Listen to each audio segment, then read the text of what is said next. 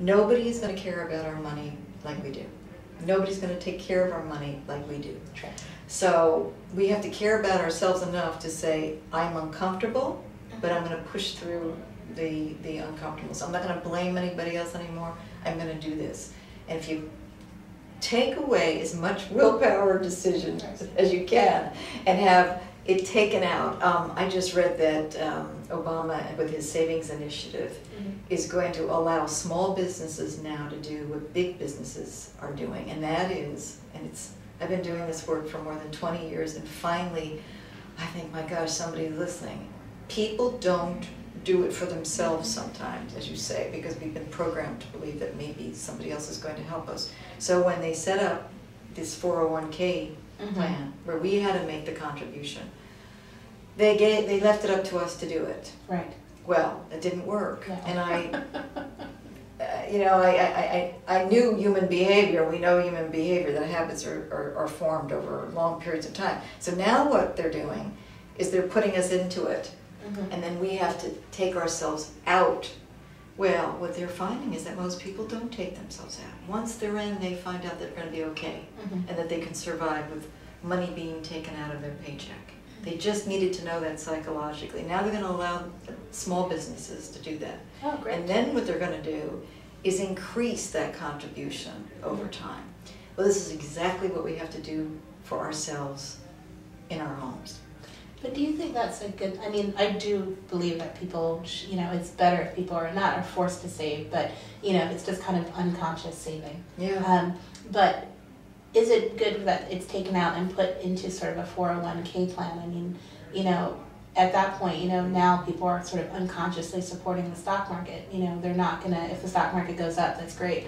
If the stock market plummets, then once again, you've got lots of people whose savings have gone away. So, is it something that once again is going to have to be overly regulated, or is it that the money is taken out and put into the safest product possible, whatever that is these days? Well, I think what they're going to do, if I'm not mistaken, but I'm not really sure about this, because I know that it's new, is that I believe they're going to give people very low risk choices as well, as they always have. But the problem has been that they haven't been educated about those risks. And so I think that's a worthwhile question. When I've gone into companies to say, how do you know which employee can take the risk and which one can't? Exactly. They say, well, the people that are, giving us the provider of the financial product is going to be educating. Well, they didn't understand how they had to educate.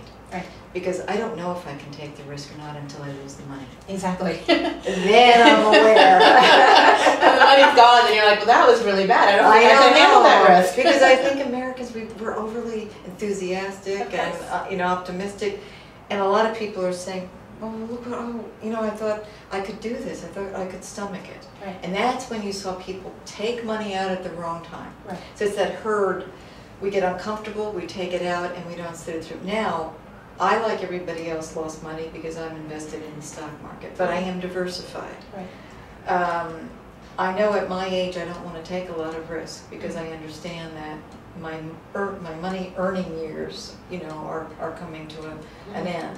So I'm choosing to take less risk. But my profile in the money personalities that I found, 9 different money personalities, the entrepreneur profile, and that's my profile. We are optimistic. We don't manage our money as well as we earn it because we're entrepreneur types. We're always looking at achieving more. We're performance driven. We don't do it for money, but we use money as a scorecard. So we're attracted to the stock market, and we're attracted to high performing stocks. Right. That's our blind spot. So all of us have these blind spots, and if I'm uncomfortable and if I'm in a company and I don't understand how much risk is associated with it, then it's up to me to go in to ask and say, I want to start out slowly. Because the worst thing you can do is take too much risk, and really then if you start to lose money, it's paralyzing. What the research that we've done in this new field of behavioral economics, people feel significantly worse about a loss than they do a gain. Right. So that stays with us over time, and that's why sometimes people never go back in to the market even though there's an opportunity. So I do think that there's smart ways to invest in the stock market, and it's usually doing something like a mutual fund rather than individual stocks that are so volatile. If you pack it, if you get a mutual fund, they usually can diversify them and then regulate the risk. We've actually looked at that over the 20-some odd years that I've been doing the research. We've looked at personality types and the kind of investments that they can maintain over time and that they're satisfied with. And that's the kind of education that we're doing in companies. Okay, that's great. Yeah.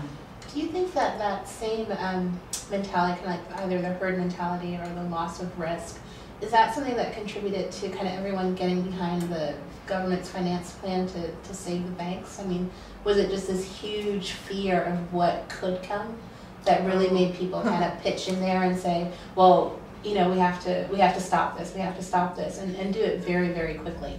Oh yes. I mean, I have trust that they knew that if they didn't do something, right, that it would really be so much worse. But I think as consumers, we're not happy about it. Right. Because what we feel is it's like rewarding a bad child. Right. That's true. I'm sure moms are feeling like this. I know. But it's really, if you think about one of your own children, if you're a parent, and they misbehave, right, and you have to bail them out, I think you can do that once. Right. But then what you do is you have to teach that child self-regulation. Right. And give them consequences for their behavior so that they learn, because you don't want to keep bailing them out, because that just tells them that they can go on and on. So I think they were forced to do what they had to do, and I have trust that they did that. But now, as a consumer, I want to make sure that this doesn't go on. Right. And I think it's really up to us now to be enlightened investors and enlightened consumers. I think we could actually force, condition a whole new movement where we said, wait a minute, this is our money. Yes, it is our money. It is our money. Since I've been paying taxes, I really understand and we're going to get greater control of it, and we're involved, and we're smart. Yeah. But I think part of the problem is that we didn't know, and we trusted. Right. To get back to one of your key questions.